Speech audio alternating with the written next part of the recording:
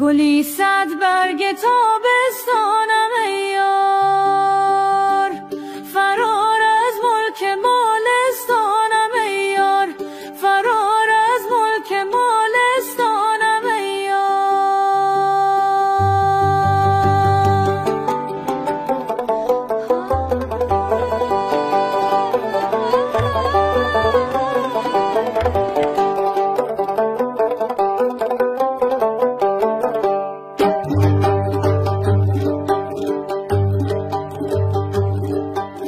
همان روزی که گشتم از وطن دور، خدا داند پریشان حالم ای یار، خدا داند پریشان حالم ای یار.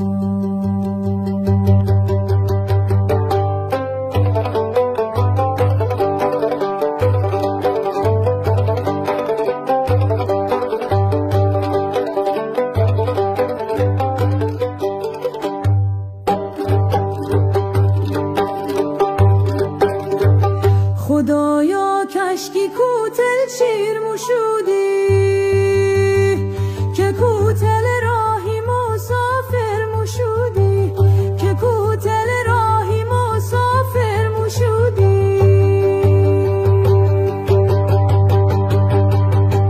کوتل راهی مسافر چه باشد، مو از دید خو اول گیر موشودی، مو از دید خو اول گیر موشودی.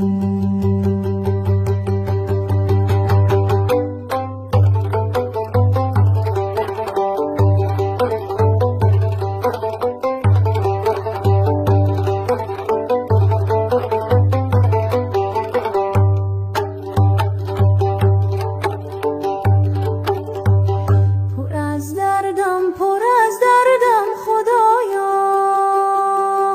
خزان و خسته و سردم خدایا، خزان و خسته و سردم خدایا.